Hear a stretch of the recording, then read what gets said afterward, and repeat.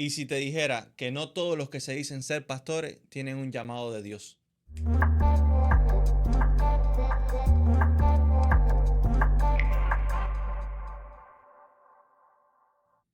Bienvenidos a Más allá del Domingo, donde exploramos la fe cristiana desde la raíz hasta la práctica. Hoy vamos a hablar un tema un poco picante para algunas personas, porque nos hemos dado cuenta de que no todo el mundo entiende el proceso que tiene que tener un pastor como líder de una iglesia. Entonces, sin más ni menos, nos encontramos, como siempre, con nuestro amigo el pastor Guillermo Piloto, que nos va a estar acompañando en este capítulo de hoy, que tenemos algunas preguntas que son bastante, eh, a veces difíciles de contestar, pero que tienen sus respuestas y todo está en la Biblia escrito y bien claro.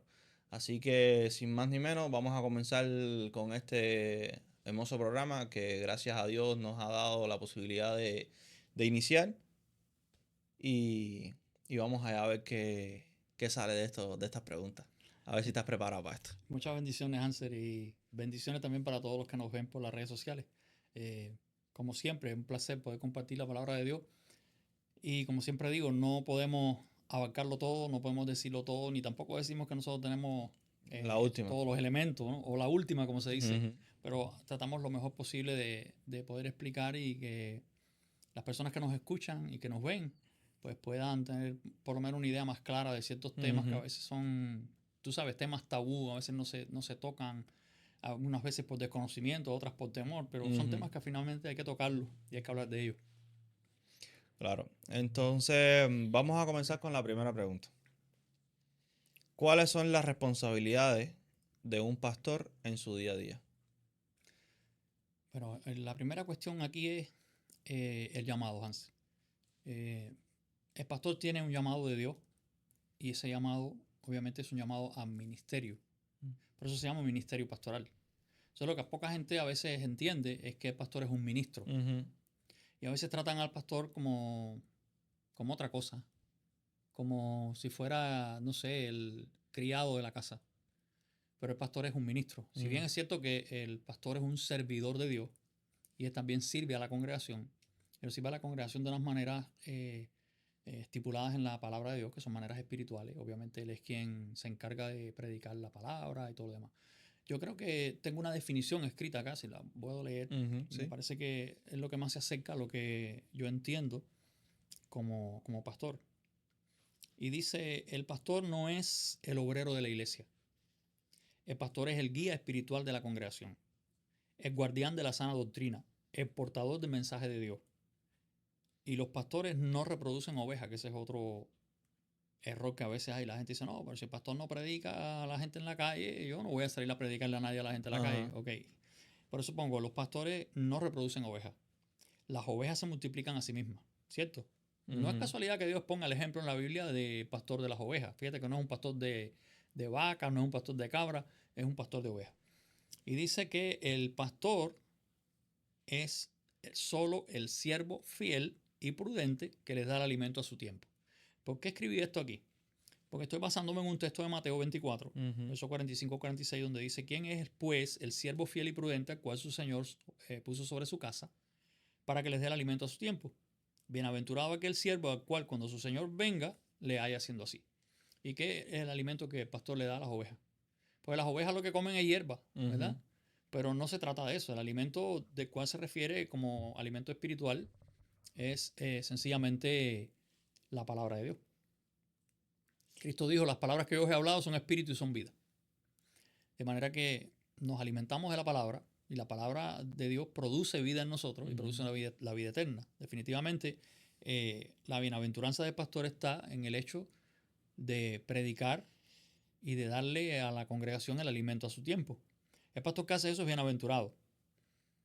Y tengo un texto en 1 Timoteo 5:17 al 18 donde dice, los ancianos que gobiernan bien, es curioso, la palabra anciano aquí es la palabra presbítero. Ujú. Y dice, los presbíteros que gobiernan bien sean tenidos por dignos de doble honor, mayormente los que trabajan en predicar y enseñar. Entonces mira de lo que viene hablando. Dice, pues la escritura dice, no pondrás bozal a buey que trilla y digno del obrero de su salario. Entonces el pastor es esa persona que controla, delega y supervisa en la iglesia. Él es el líder espiritual de la congregación y obviamente él es quien tiene el control de que todas las cosas se hagan conforme a la voluntad de Dios. Por eso es que se dice que el pastor es el ángel de la iglesia, porque es el guardián, es el que cuida la iglesia. Ahora, con respecto a la parte de que dice que el pastor no reproduce ovejas. Ajá. Es un símil, obviamente. Si ¿A qué hace referencia a eso como tal? Mira, si tú tienes un pastor que tiene un rebaño de ovejas, y ese rebaño, el pastor quiere que crezca ese rebaño, el pastor no puede parir una oveja. Él no pare ovejas. Las ovejas son las que reproducen ovejas, ¿cierto? O sea, las ovejas tienen que aparearse y reproducir ovejas. En el sentido del evangelio, eso se entiende de otra manera. Si nosotros no somos capaces, como cristianos de una iglesia, de hablarle a otras personas, contarle a otras personas el testimonio de nuestra vida cristiana, lo que Cristo ha hecho en nuestra vida, y no atraemos a otras personas a Jesucristo, la congregación no crece. Y eso independientemente de que el pastor también predica. Porque a veces decimos, no, porque el pastor es el único que tiene que hacerlo. No estoy diciendo que el pastor no lo haga. De hecho, yo mismo he traído mucha gente a la iglesia. Y porque los veo y les predico, donde quiera que los veo les hablo de Cristo. Eso es lo que me mueve, es mi pasión y es lo que tengo en mi corazón. Salvar a más vidas, a las que pueda, ¿verdad? Y traerlos a la presencia de Dios. Pero definitivamente la congregación que se mueve en ese sentido, la oveja que sabe que se tiene que reproducir, hace crecer la iglesia. Y alegra el rostro de Dios, definitivamente, porque estamos buscando a los perdidos. Y por ejemplo, porque hay gente que piensa que el pastor tiene que salir a la calle a evangelizar.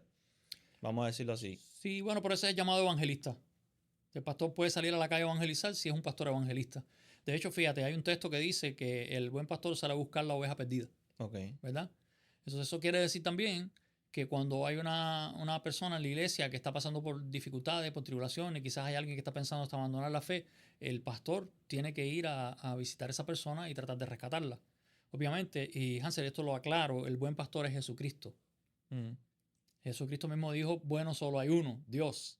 ¿Ok? Eso cuando el joven le dijo, maestro bueno, ¿qué tengo que hacer para tener la vida eterna? Dice, ¿por qué me llamas bueno? Bueno, solo hay uno, Dios. Definitivamente Cristo era Dios, ¿no? Así que le está diciendo, sabes lo que estás haciendo, porque si tú me dices maestro bueno, tú estás diciendo que yo soy divino.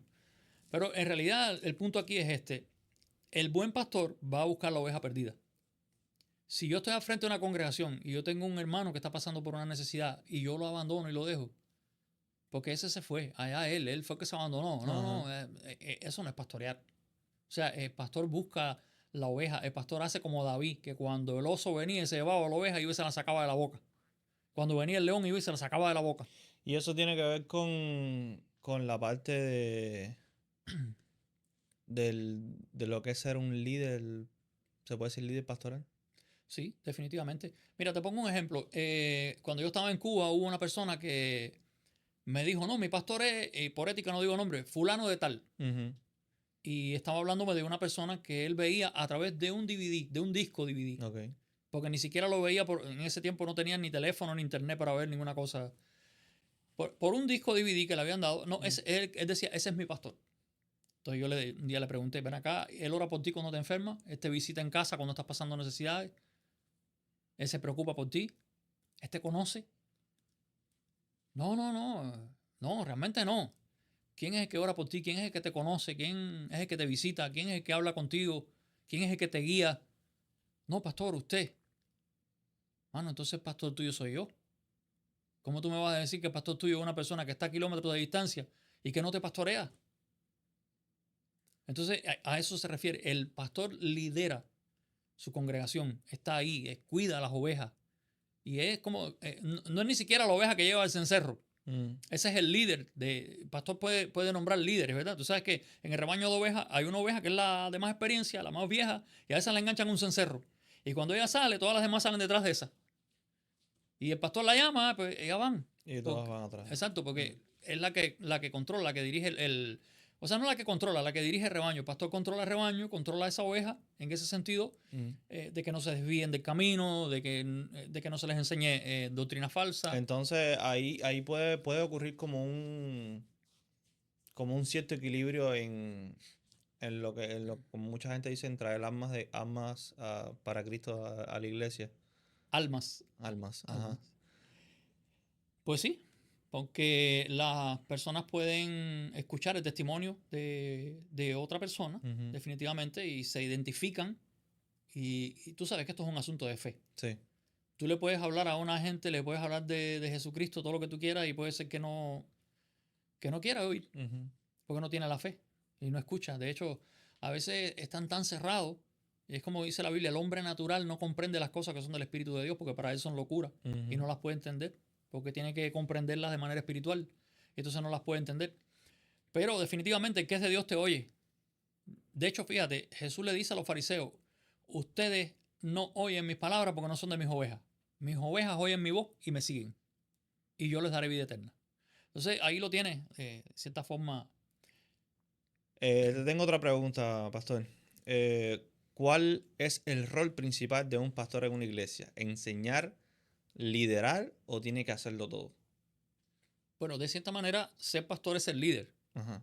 Ahora, si tú entiendes liderar como, por ejemplo, los otros líderes que están debajo del pastor, como por ejemplo el líder de los hombres, el de los jóvenes, el de los adultos jóvenes, Mm. el presidente de los secundarios, tú sabes, las personas que conforman lo que nosotros llamamos en Cuba la Junta Local de Trabajo. Ok. Son líderes de sus áreas de ministerio, pero todos responden al líder central, que en este caso es el pastor.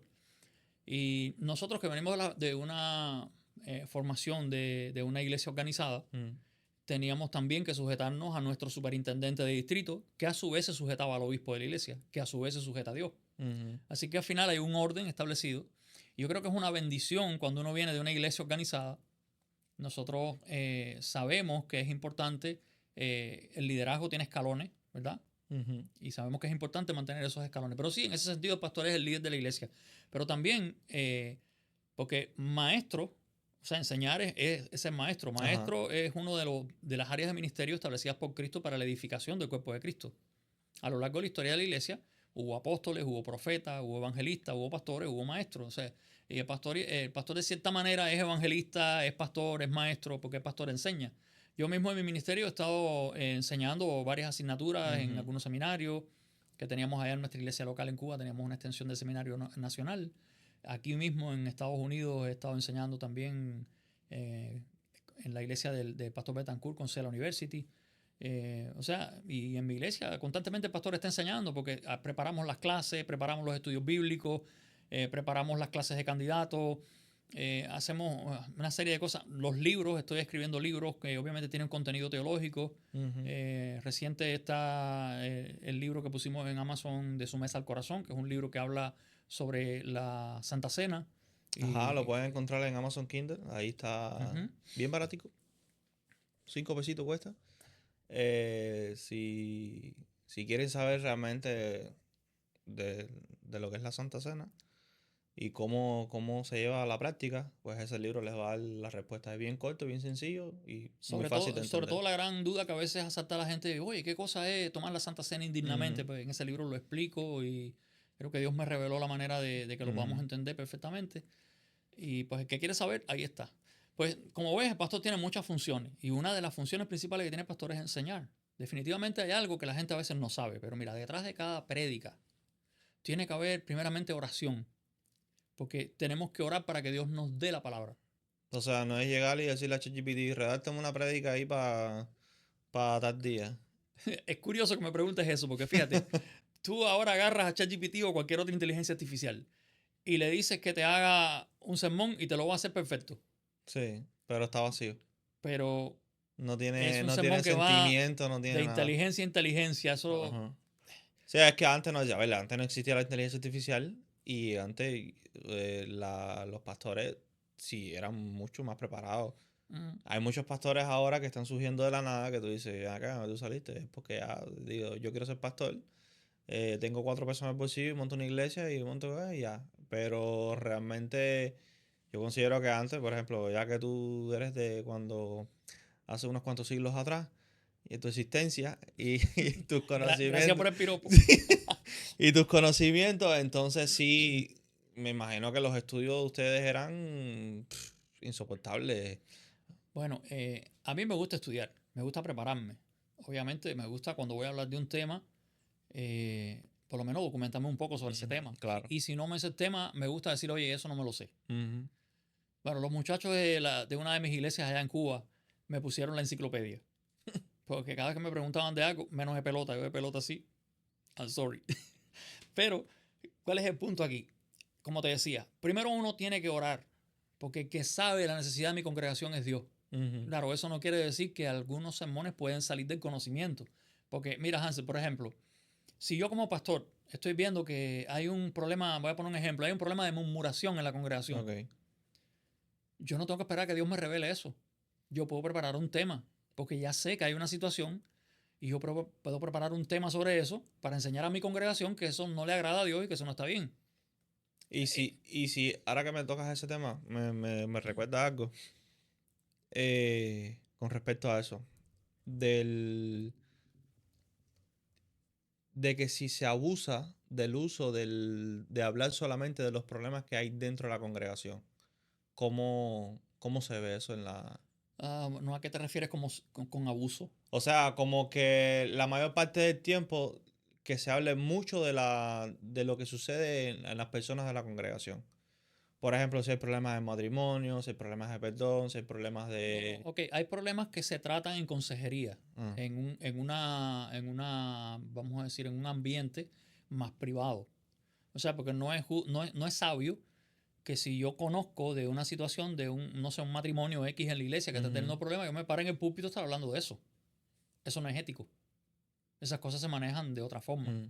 A ese matrimonio hay que visitarlo en privado, Trabajar. hablar con ellos, aconsejarlos, ayudarlos a salir de su problema y ayudarlos a levantarse Mm, en la fe. Eso es lo que la Biblia nos dice. Si ustedes que son espirituales, dice la Biblia, corríjanlo con espíritu de mansedumbre. Lo que nosotros decíamos antes era una frase que era como que no uses el púlpito de trinchera. O sea, si lo que yo no me Ajá. atrevo, lo que yo no me atrevo a decirte cara a cara, no me puedo escudar en el momento que esté predicando para decírtelo desde el púlpito, delante de todo el mundo, porque como estoy aquí atrás y estoy bajo la protección de Dios, Él no me va a decir nada. Eso no es ético Sí, tampoco. porque estuve leyendo, en la Biblia estuve leyendo, estuve investigando con respecto, ¿sabes? Todo lo que tenía que ver el tema del liderazgo de los pastores Ujú. y cuáles eran sus funciones, las responsabilidades, esas cosas, y me surgen demasiadas preguntas.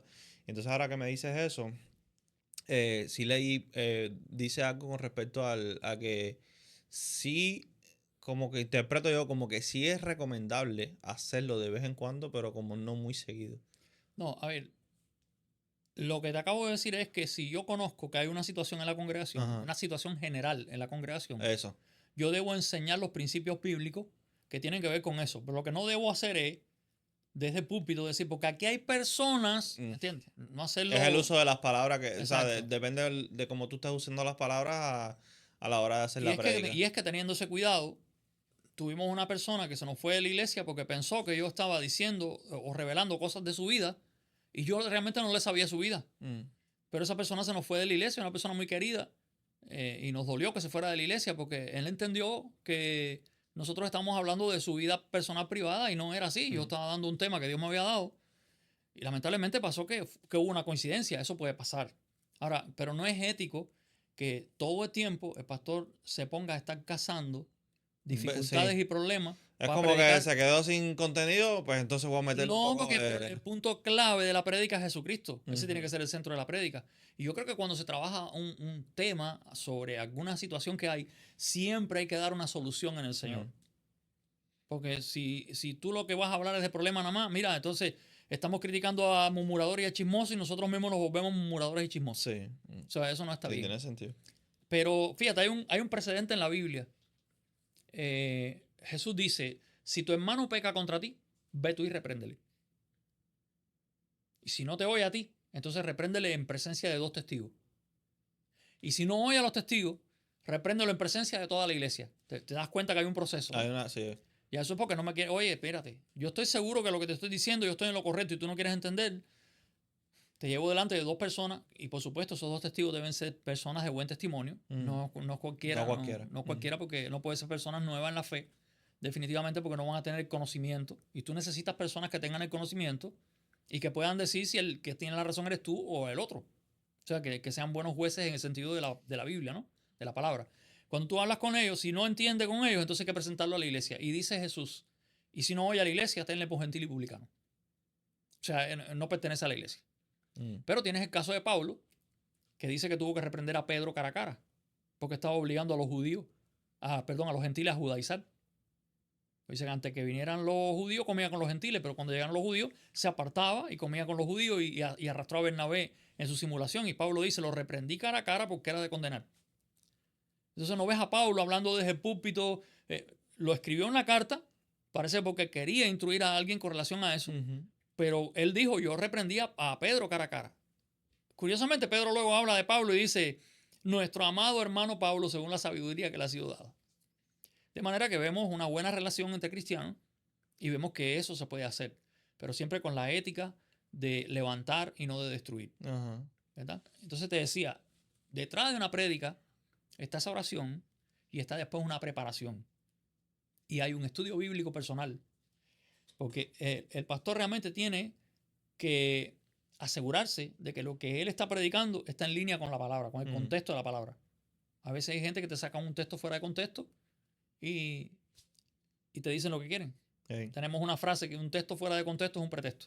O sea, dicen lo que quieren, o sea, fuerzan el texto, lo doblan, lo meten por donde no va para tratar de justificar ciertas cosas, ciertas doctrinas que se inventan a veces. Lo mejor que hay que hacer es no juzgar a nadie y tragársela. La palabra dice que cuando juzguemos lo hagamos con justo juicio.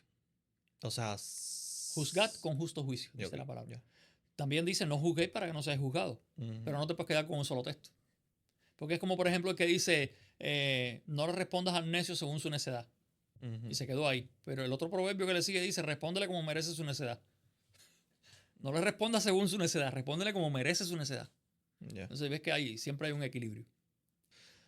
Pastor, te tengo otra pregunta. ¿Hay que tener en cuenta el testimonio personal del pastor que está dirigiendo la iglesia en X iglesia para evaluar su ministerio?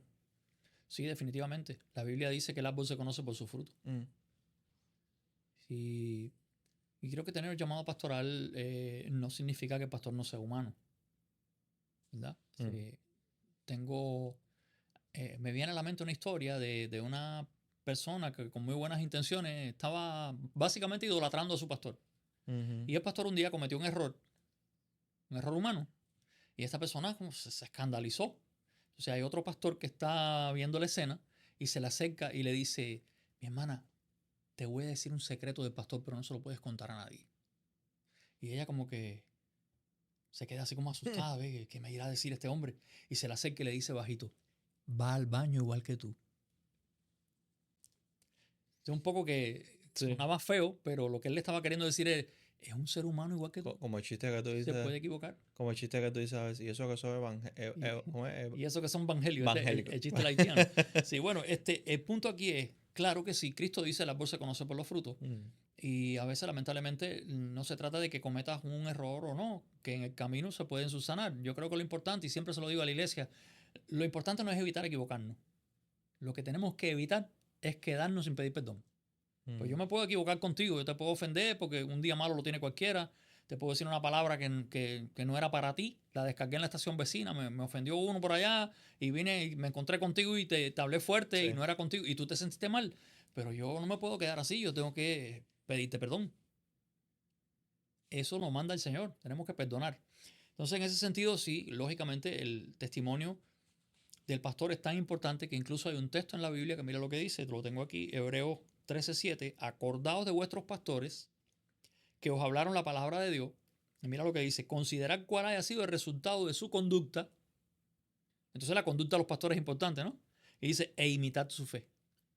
Este texto es Hebreos 13:7. Está bien claro ahí, ¿verdad? Y luego en Hebreos 17, del mismo capítulo 13, dice, obedeced a vuestros pastores y sujetaos a ellos, porque ellos velan por vuestras almas, como quienes han de dar cuenta, para que lo hagan con alegría y no quejándose, porque esto no os es provechoso. Entonces, de cierta manera, el testimonio pastoral nos habla de un reflejo. Nosotros debemos reflejar la vida de Jesús. No es tan fácil, porque somos seres humanos, somos propensos a equivocarnos, somos propensos a fallar. Yo creo que por eso es que tenemos que estar orando y por eso creo que Pablo también pedía oración. Dice, para que hable del evangelio como debo hablar. Oren por mí para que yo hable con denuedo del evangelio como debo hablar de él. Y eso lamentablemente no lo está cuidando mucha gente hoy en día. Hay mucha gente que están predicando. Yo no sé si será fuerte lo que voy a decir ahora, pero hay mucha gente que están predicando que es dudoso el llamado que tienen. Porque no están predicando en línea con la Biblia. Entonces aparecen muchos movimientos religiosos, supuestamente cristianos, que se están desviando de la fe. Y me viene a la memoria, perdona, la frase del Señor: cuando el Hijo del Hombre vuelva, hallará fe en la tierra. Realmente cuando Cristo venga nos hallará creyendo, creyendo en su palabra, no cambiándola, no adulterándola. Sí, porque hay gente que están predicando como que le están dando a las personas lo que ellos quieren escuchar. Ujú. Como que se la están poniendo muy fácil. La Biblia lo dice de una manera poética. Dice que en los postreros días se van a amontonar maestros Mm. que van a hablar palabras que lo que van es a rascar los oídos, porque dice que la gente va a tener comezón de oír. Comezón es picazón. Si la gente le pica porque quieren oír cierta palabra, no oír lo que les hace falta, lo que les conviene, sino lo que les interesa. Ujú. Pero, volviendo a tu pregunta, claro, si el árbol no da buen fruto, dice Cristo que no se pueden cosechar uvas de los espinos, Ujú. ni higos de los abrojos. Y que el árbol bueno da buen fruto, el árbol malo da malos frutos. Entonces por ahí se sabe. A mí me surge otra, ¿sabes? Como una pregunta. El que estaba ¿sabes? En el proceso que está investigando todo el tema este del liderazgo y todo eso. Ujú. Me acordé ahora de que había algo que decía como que el hogar, tanto del pastor como de cualquier persona que va a la iglesia o cualquier persona que tiene un llamado en la iglesia, ¿se puede decir? Sí, Ah, claro. como que su hogar es su primer ministerio. Ujú. Que... Sí, por supuesto. Dios le da importancia a la familia. mm, Y eso lo que quiere decir que el hogar es tu primer ministerio. Eso quiere decir algo muy importante. Porque fíjate, hay un texto que dice: dale honor a la mujer como vaso más frágil y coheredera de la gracia de la vida, ujú, para que tus oraciones no tengan estorbo. O sea, ¿cómo yo puedo orar como pastor por mi congregación si yo maltrato a mi esposa? Si ya de hecho, por maltratar a mi esposa, me está diciendo que mis oraciones son estorbadas. ujú, Cuando yo maltrato a mi esposa, ya yo no estoy haciendo la voluntad de Dios. Pero como te dije hace un rato, la Biblia tiene un equilibrio. ujú. La Biblia es es una espada de dos filos, corta para Sí. los dos lados. Así que la Biblia le dice también a la mujer respeta a su marido. O sea, cuando la mujer asume el rol del marido en el hogar y ella es la que manda en la casa, eso es violar el orden establecido de Dios. Y cuando tú estás haciendo eso, estás desobedeciendo la palabra. Y cuando tú desobedeces la palabra, le estás dando autoridad a los malos espíritus a que tomen control de tu vida. Entonces eso es lo que pasa. Ahora, de los hijos dice lo mismo. Mm, Hijos, obedeced en el Señor a vuestros padres. Pero a los padres le dicen: no exasperéis a vuestros hijos. Entonces, si yo como padre no tengo a mis hijos en sujeción y en obediencia, pero conforme a la disciplina del Señor, porque hay mucha gente que piensan que decirle a un hijo: perdóname, me equivoqué, está mal. sí. No, no, cuando uno falla, a veces uno le pone una disciplina, un castigo al niño y uno fue injusto con eso. Tú sabes que había escuchado eso antes, de que, no me acuerdo quién fue quien lo dijo, de que los padres no tienen la obligación de pedirle perdón a sus hijos. Tal vez tenga razón en decir que no es la obligación, pero es un deber. Porque cuando tú le pides perdón a tus hijos porque te equivocaste, le estás diciendo, le estás enseñando dos cosas. Le estás enseñando que tú reconoces tus errores y les estás enseñando a reconocer los de ellos en el futuro. Estás sembrando confianza. Porque en la mente del niño, él sabe, él dice: papá me está disciplinando y yo no tengo la culpa. Él está Ujú, siendo injusto conmigo. Pero cuando tú pides perdón, le cierras la puerta al odio, le cierras la puerta al rencor, le cierras la puerta al rechazo y le abres la puerta al amor y a las buenas relaciones con tus hijos, con tu familia. Y si tú no puedes cuidar de tu casa y no puedes cuidar de tus hijos y de tu esposa, ¿cómo vas a cuidar la iglesia del Señor? ¿Cómo es ujú. posible? Eso lo que significa que el hogar es la primera área de ministerio. Ya. Tienes que ser pastor de tu casa. Y de cierta manera, fíjate, cada esposo es un pastor en su hogar. porque eres el líder del hogar. Tú sabes que eso que me estás diciendo ahora, me lo he estado cuestionando muchas veces. Me he hecho esa pregunta de que realmente yo soy el pastor de mi casa. Bueno, eso lo sabes tú. Claro, ¿sabes? Pero son preguntas que me voy haciendo. Porque desde que estoy en todo este tema del evangelio que me tiene loco, me tiene la cabeza vuelta un yogur, eh, ¿sabes? Hay muchas cosas que me estaba cuestionando de que me he dado cuenta que hay cosas que he estado haciendo mal o que estoy a tiempo todavía de corregir, ¿me entiendes? Ya, Y pero acuérdate entonces, de esto, ningún bebé nace sabiéndoselo todo. Y nacer en Cristo es como nacer como un bebé, definitivamente. Por eso Pablo dice que hay leche espiritual y hay alimento sólido para que los que han alcanzado madurez, mm, ¿verdad? Pero realmente lo que sucede es que mucha gente que viene al Evangelio, de entrada ya creen que se la saben todas. Y eso pasa mucho con la gente que viene de la hechicería. mm, Gente, porque en la hechicería eran líderes. Tenían un templo a la religión yorubá o al espiritismo o a lo que fuera, se convirtieron a Jesucristo, vinieron al Señor, quizás tienen dinero, pueden contratar un ministerio, empiezan una iglesia y dicen que ellos son los pastores. sí. Y reúnen un grupo de gente y empiezan a enseñar la Biblia. Pero, hello, usted es un bebé en Cristo, usted todavía no sabe la mitad de las cosas para enseñar. Y mira, Sí, no pasa en el proceso. no pasa en el proceso. Y quiero contarte algo. Cuando uno tiene llamado, eso es importante, pero el que tiene llamado lo quiere perfeccionar porque quiere hacer bien las cosas para Dios. Ujú, Yo recuerdo cuando yo empecé, yo creo, no sé si esto lo contamos ya en otro podcast, pero cuando yo empecé yo tuve que pasar por un proceso que fue bien largo, donde yo primero mi llamado de Dios, después empecé a predicar, tuve un grupo de gente que se reunieron conmigo. Cuando yo entré a la iglesia, yo estuve 2 años siendo obrero de la iglesia, obrero local. mm, Al cabo de los 2 años fue que yo entré como misionero laico. 2 años después de misionero laico, yo entré como pastor suplente, pastor suplente nada más. mm. Y 2 años más, pastor suplente aceptado, derecho a seminario. 3 años después, me nombran pastor a prueba, ya directamente como pastor de la conferencia.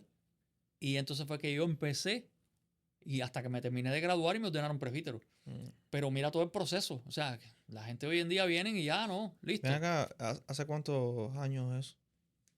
34. Muchacho, ya tú estás graduado en conocimiento.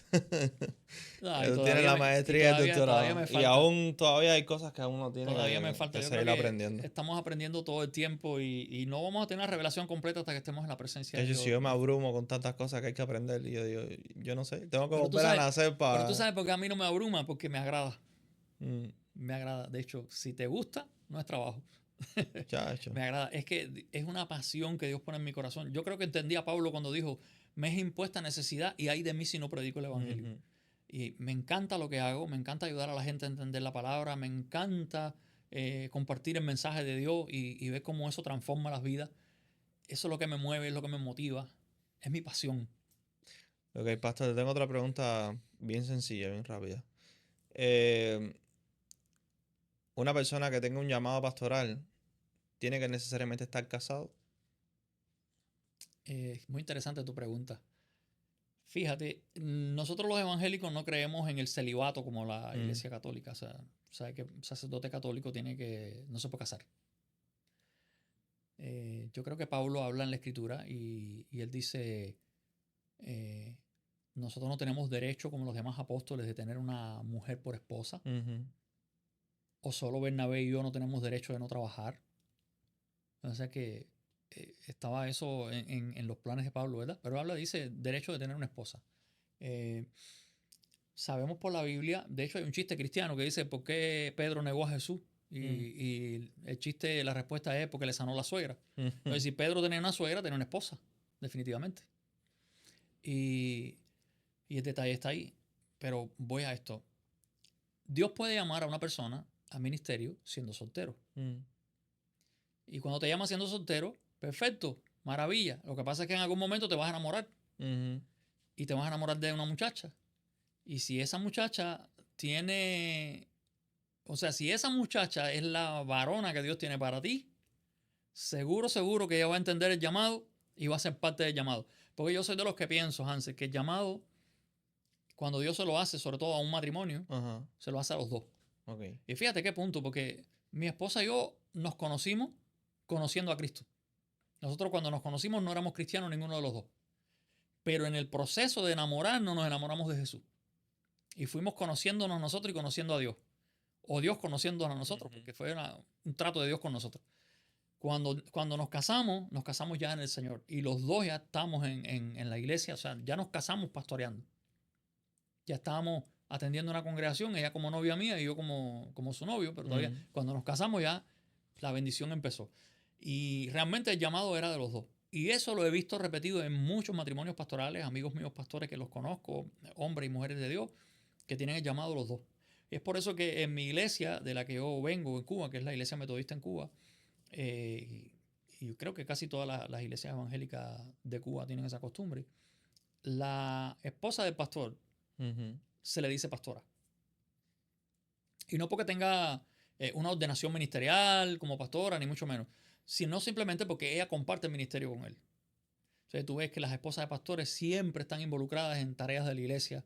Lo mismo están en la liturgia, pendientes de todos los decorados, las actividades, que están en las danzas, o algunas cantan, otras les gusta hacer teatro, otras son maestras de seminario o profesoras de escuela dominical. O sea, que no necesariamente tienen que predicar. No, y algunas son muy buenas y excelentes predicadoras, pero no necesariamente tienen que estar al frente de la congregación. Ya. Ella simplemente es la esposa del pastor, pero comparte el llamado con él. De hecho, la Biblia dice que los dos son una sola carne, así que... Ahora sí, ¿qué pasa cuando Dios te llama siendo soltero y esa muchacha de la cual te enamoraste no quiere seguir tu llamado? Mira, vas a tener que decidir. Porque si ella no sigue tu llamado, para mí, es una clara señal de que esa no es la mujer que Dios tiene para ti. Porque si tú tienes llamado de Dios, Dios no te va a mandar una mujer que te aparte del llamado, a menos que te esté poniendo una prueba. Eso a ver es qué cosa tú de haces. Ese es el detalle. ¿Responde eso tu pregunta o todavía? Sí, totalmente. Te tengo... Yo creo que esta es la última pregunta que te tengo ya. En muchas iglesias hay grupos, ministerios y líderes. ¿Qué tanto debe el pastor supervisar o debe delegar aún más? De hecho, a mí me enseñaron cuando yo estaba en las clases de candidato a ministerio que hay 3 funciones básicas del pastor. El pastor controla, delega y supervisa. Okay. Si el pastor falla en eso, ya no es el líder de la iglesia, es el obrero de la iglesia. Hace un tiempo atrás estuve contándote una ilustración. Esa ilustración se le dice la carreta del evangelio. Y es una ilustración que muestra a la iglesia como si fuera una carreta con ruedas cuadradas. Y el que la va alando por una loma, una pendiente para arriba, es el pastor. Y toda la congregación está encima de la carreta. Y la gente de la iglesia, lo que hacen en vez de bajarse de la carreta y ayudar al pastor, es una parte del grupo diciendo, dale pastor, animando, tú puedes, dale que tú puedes. Y la otra parte del grupo criticando, porque este pastor no tiene fuerza, este pastor no está tirando bien de la carreta, esta iglesia no avanza. Y de cierta manera, eso pasa porque el pastor está asumiendo el rol que tiene que llevar la congregación. Pues si el pastor es el que está dirigiendo el camino de la carreta mientras la congregación empuja y ala la carreta llega a su destino. Obviamente las ruedas cuadradas significan la dificultad del camino. Cuando no hay dificultad en el camino, las ruedas están perfectas y la carreta avanza. Por eso es que el pastor controla, delega y supervisa. Si el pastor se vuelve el pulpo manotas y lo quiere hacer todo en la iglesia él y no delega responsabilidades en otra persona, se desgasta y la iglesia no le va a avanzar. Mira, pero una regla que no siempre se cumple. Cuando una congregación es pequeña y está empezando, el pastor puede con ella. Y definitivamente, está pequeña la congregación, tú no conoces todavía a las personas que tienes, tú no puedes confiarle liderazgo a todo el mundo. Así que muchas veces estas pequeñas congregaciones, cuando uno empieza una misión o algo así, que se va a convertir en iglesia más adelante, pues uno tiene que asumir cierto rol de ciertas tareas que normalmente uno delegaría en otra persona, pero en lo que tú entrenas a alguien para que ocupe ese cargo, pues momentáneamente lo vas haciendo. Pero tienes que entrenarlo y tienes que preparar líderes y tienes que hacer lo posible de que esos líderes asuman sus responsabilidades. Entonces, ¿en qué sentido? Cuando los líderes están ya en sus funciones, imagínate ahora que los líderes no hagan nada esperando que el pastor les diga lo que tienen que hacer. Si hay una persona que fue puesta, por ejemplo, líder de, no sé, de la organización de damas, hay una mujer que le dimos la responsabilidad, tú eres la líder de las damas. Cuando pasan, no sé, 3 meses, hacemos una reunión y le preguntamos qué pasa que las damas no tienen actividades. Y esta persona dice, no, que yo estoy esperando que el pastor me diga lo que yo tengo que hacer. Entonces, ¿para qué tú eres líder? ¿Para qué te puse ahí? Entonces, el detalle está en que el líder tiene que saber liderar. Si a ti te pusieron al frente de esa actividad, ¿qué es lo que tienes que hacer? Cuando tú quieres hacer una actividad, lógicamente, si tú eres un líder que trabaja con el pastor, tú vas a ir a hablar con el pastor y le vas a decir, pastor, tengo esta idea, queremos hacer una actividad así, así, así, tenemos este objetivo, queremos que estamos hablando, el ejemplo hipotético es de las damas, ¿no? Pues queremos que las damas aprendan, no sé, cómo tratar a los hijos y queremos preparar una actividad sobre eso, pero necesitamos una ayuda. O sea, al referirte a actividades, nos referimos a hacer actividades que sean para el beneficio del crecimiento y la edificación de la iglesia. Y yo creo que eso es el sentir que tiene que mover a la iglesia. Porque mira, si nosotros hacemos actividades sociales, Pero eso es otra cosa. que no está mal, podemos hacer No actividades, sí, claro. podemos hacer actividades sociales en algún momento, no sé, para pasarla bien. Lo hemos hecho, nos hemos ido para la playa, hemos compartido Sí. un rato agradable en algún lugar. Sin embargo, eso no debe ser el centro. ¿Por qué razón? Porque ¿de qué sirve que llenemos la iglesia de actividades sociales si al final no tenemos una buena relación con Dios? Entonces tenemos que mover actividades espirituales que ayuden al crecimiento de la iglesia en el sentido de que podamos crecer en la fe. Con respecto a eso, me estoy como entendiendo, y a ver si estoy en lo correcto, como que debe haber un orden de que, por ejemplo, la iglesia, la congregación, tiene que estar como alineado con Dios y como que después de eso, ¿sabes? Como que ir en ese caminito de estar alineado con Dios y hacer lo correcto para Dios, como planificar y hacer actividades que sirvan, que nos aumenten más a nosotros nuestra fe, que ayudemos a otras personas a aumentar su fe. Mira, te voy a poner un ejemplo. ¿Te acuerdas cuando hicimos, no sé si tú estabas con nosotros cuando hicimos el retiro matrimonio? Yo creo que no, ustedes no estaban aquí todavía. No. Bueno, hicimos un retiro matrimonio, alquilamos una casa vacacional y creo que fueron 7 matrimonios que nos fuimos para allá. Invitamos a Pastor Emilson y a su esposa y ellos estuvieron con nosotros. Pasamos una noche en una cabaña, hicimos una comida para todos. Era una cabaña, era una casa vacacional, así que obviamente habían juegos, pudimos pasar una noche haciendo cuentos, hablando, pero tuvimos un tiempo de retiro espiritual que fueron temas de bendición, temas espirituales de matrimonio. Y luego pues compartimos todo ese tiempo juntos y la pasamos excelente. Hicimos ese gasto de la renta de esa casa para pasar un tiempo con los matrimonios, pero que fuera una actividad espiritual. Y combinamos las dos cosas. En ese sentido se puede hacer, pero una iglesia nueva que está empezando, que no tiene recursos para hacer actividades suficientes, no le puedes pedir mucho. Y a veces la gente no entiende eso. A veces la gente quiere que tú hagas más actividades y uno se pregunta, ¿con qué? ¿De dónde? Pero realmente lo que podemos hacer lo hacemos. Sí. Y a veces con pocos recursos se puede hacer que la congregación crezca en la fe. Y eso es lo más importante. Sí. Nuestra relación con Dios. Porque si Cristo viene ahora, Él no te va a medir por las actividades sociales que hiciste, sino por la preparación que tú tienes. Por la preparación, claro. Sí, y tu comunión con Él, exactamente. Por ejemplo, la congregación, vamos a decir, la iglesia no tiene dinero. O estamos escasos de hacer como una actividad, de salir llevarnos, por ejemplo, agarrar un bus y llevarnos a todo el mundo, a toda la congregación completa para una playa y hacer un tiempo, ¿sabes?, de oración en la playa, contacto con la naturaleza y lo mezclamos con una actividad social. No hay recursos para eso, pero sí hay recursos como, por ejemplo, hay alternativas que son gratis, como por ejemplo ¿cómo se dice? Estudios bíblicos. Es que normalmente las congregaciones tienen un culto, un servicio de estudio bíblico. Nosotros no lo tenemos. Lo que yo estoy haciendo es supliéndolo los martes. Con el tiempo de oración. En el tiempo de oración, nosotros tenemos siempre una meditación, que es un pequeño estudio bíblico, que yo comparto todos los martes con las personas que se están reuniendo con nosotros a orar en la iglesia.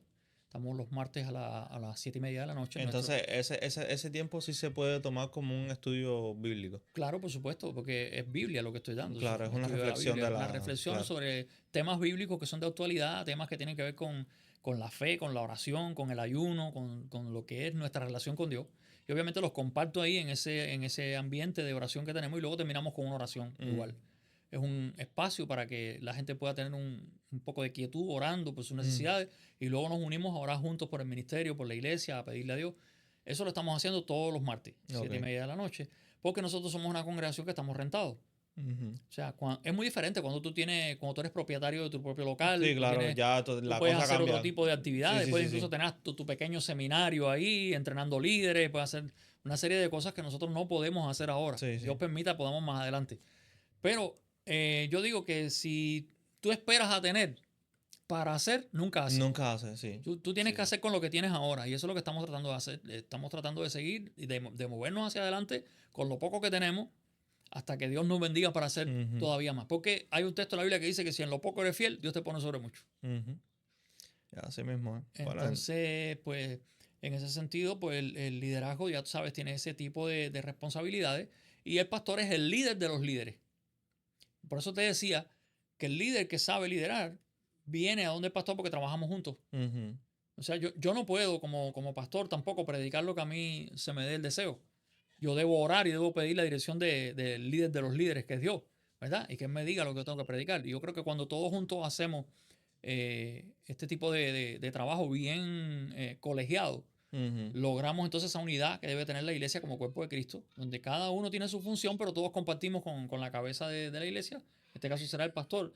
Y quiero hacer una salvedad, porque mira, esto que estoy diciendo no es absoluto. ¿En qué sentido? Es que todo el mundo no tiene que manejar las cosas de la misma manera. Yo creo que los pastores tienen cierto grado de libertad de cómo dirigir sus congregaciones. Yo no estoy diciendo ahora que la gente tiene que asumir el modelo mío, ni mucho menos, pero yo creo que sí, de cierta manera tiene que haber un orden en el liderazgo.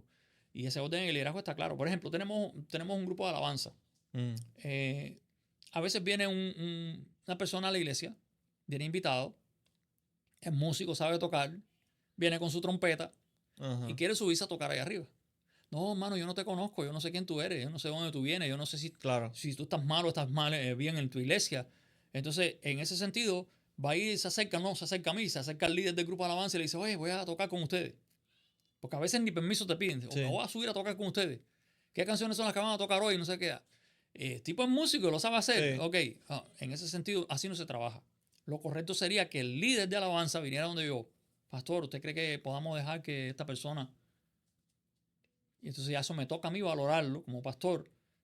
No, y te está dando tu lugar también como... Correcto. Te está teniendo un respeto contigo de que tú eres el líder el pastor de la iglesia y él al final tiene que rendir cuenta. En el sentido de delegar, controlar, supervisar, ahí lo incluye todo. Todo lo que son los recursos espirituales y los recursos económicos de la congregación lo tiene que controlar el pastor. Sé que sería un tema para otra ocasión, ¿verdad? Pero quiero decir esto, porque estoy haciendo un libro sobre la guerra espiritual y una de las cosas que estoy poniendo en ese libro es algo que la gente a veces no considera. Es que hoy en día una de las áreas donde el enemigo está haciendo guerra espiritual a la iglesia es en el área de las finanzas. Fíjate que le han regado a todo el mundo que ya no hay que diezmar, ya no hay que ofrendar, y hasta te meten unas teologías ahí tremendas tratando de decirte que no, que eso está mal y que los pastores son unos ladrones porque se están agarrando para ellos el diezmo y la ofrenda. Entonces no sé qué Biblia están leyendo, porque la Biblia dice que el diezmo y la ofrenda se lo da Dios a los sacerdotes que trabajan para Él. Esa es la herencia de los sacerdotes que trabajan para Él. Ah, no, pastor, pero es que esos sacerdotes eran de la tribu de Leví. Ok, Cristo era de la tribu de Melquisedec. De la de Judá, pero el sacerdocio de Cristo es de Melquisedec, que es el sacerdocio que tenemos nosotros, ¿verdad? Según el orden de Melquisedec, porque ese es el sacerdocio de Jesucristo, que no fue dado. Ahora, ¿qué pasa con esto? ¿A quién le dio Abraham los diezmos? A Melquisedec. Y Abraham es el padre de la fe. Y vivimos por la fe. Entonces, el enemigo le hace daño a la iglesia cuando hace eso, porque si la iglesia no tiene recursos, estamos hablando de actividades, ¿verdad? Y estamos hablando que no hay recursos para las actividades. ¿Y de dónde salen los recursos de una iglesia que es una organización sin fines de lucro? De los diezmos y las ofrendas. Vamos a decir de donaciones. También de donaciones. En el ministerio de Jesús había una mujer específica, bueno, habían varias mujeres que lo ayudaban, pero Ujú. estaba Chuza, la mujer del intendente de Herodes, que era una mujer rica, posiblemente sostuvo el ministerio de Jesús en todo el tiempo. Y que la gente no me diga que no, porque Jesús tenía un tesorero que metía la mano en la bolsa, sí. Que lo traicionó, sí, pero era el tesorero, Judas Iscariote. Eso es otro tema ya para Es lógico, tocar, es otro tema, que está bastante interesante. pero tiene que ver con el liderazgo también, definitivamente, porque como te estuve contando detrás de cámara, tuve un caso en una iglesia donde yo quería hacer una cisterna y la persona que yo tenía de secretaría no quería que yo usara el dinero para la cisterna. Así que yo le tuve que hacer unas cuantas preguntas de reflexión. Y una de las cosas que le dije fue, ¿usted es secretaria de quién? No, del pastor de la iglesia. ¿Quién es el pastor de la iglesia? No, usted. ¿Y quién es el que manda, el jefe o la secretaria? No, el jefe es el que manda. Usted no me puede estar frenando a mí los proyectos que yo quiero hacer para beneficio de la iglesia. Claro. Usted no aplica para ser mi secretaria. Ujú. ¿Entiendes? Porque eso es lo que pasa. Entonces, de esa misma manera sucedería, Hansel, con toda la gente que están diciendo que ya no hay que diezmar y ofrendar. Entonces, si tú crees que ya no hay que diezmar y ofrendar, entonces, ¿de qué vive la iglesia? Del aire. ¿De qué vive el pastor?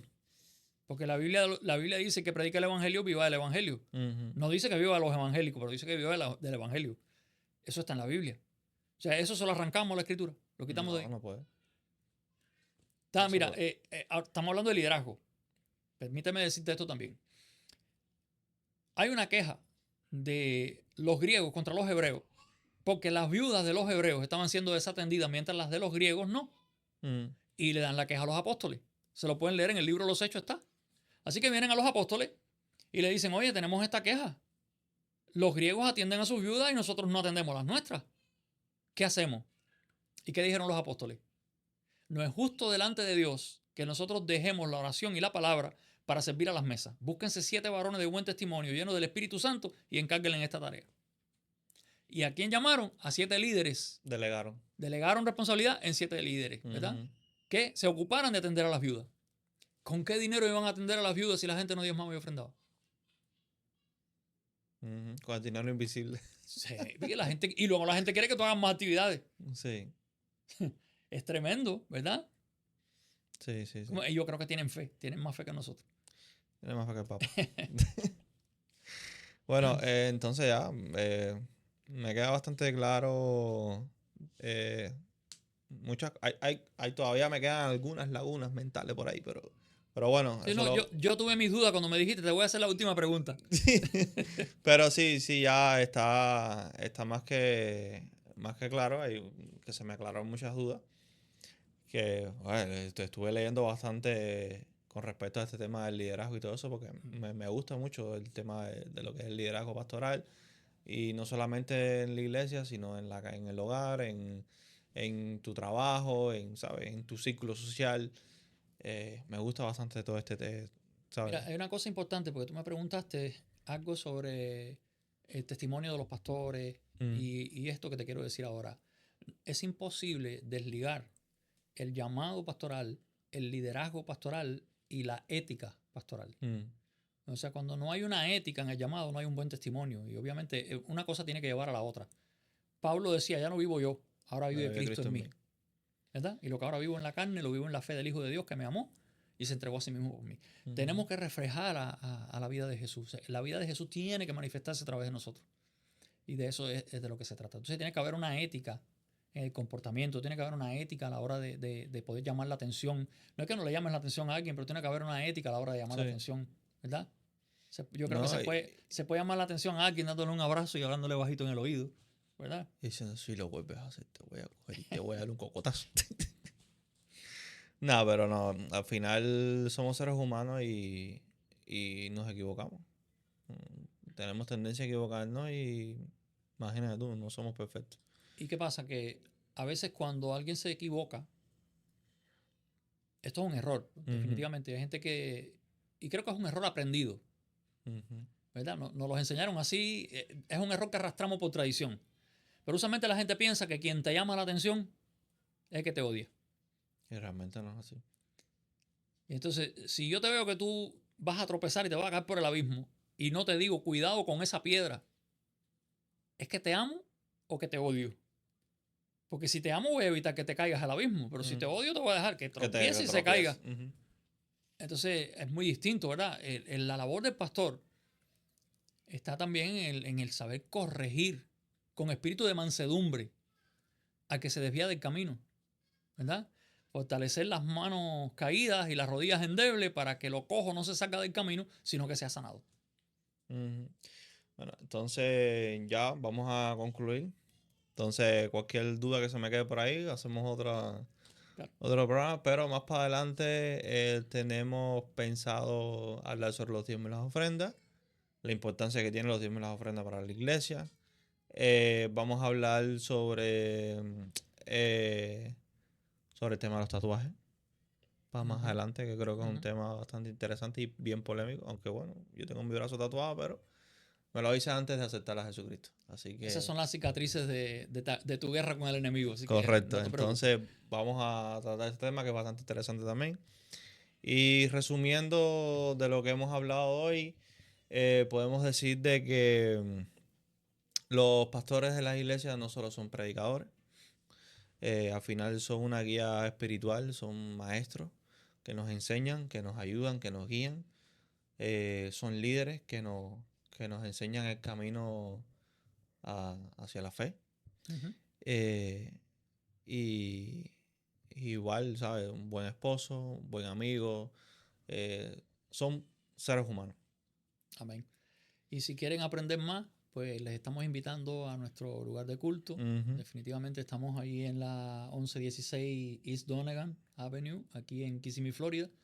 Y estamos abiertos a las 2:30 de la tarde. Para todo el que quiera venir a visitarnos los domingos y pasar un rato de alabanza y de comunión con el Espíritu de Dios. Ahí somos una pequeña congregación en crecimiento, pero una congregación que ama a Jesucristo con todo el corazón y que es fiel a la palabra. Te esperamos. Así que muchísimas gracias por estar con nosotros en este podcast de Más Allá del Domingo. Si este mensaje te ayudó o puede ayudar a alguien que ustedes conocen, compártelo. Denle like, suscríbanse y pueden dejar sus comentarios sin ningún problema. Y como siempre les digo, siempre se les va a contestar de la forma más respetuosa, mientras que ustedes nos escriban de la forma más respetuosa también. Porque hemos tenido ciertos comentarios que nos han hecho en varios videos que no son merecedores de una respuesta. Entonces, sin más ni menos, nos vemos en otro episodio de Más Allá del Domingo. Muchísimas gracias y que Dios los bendiga.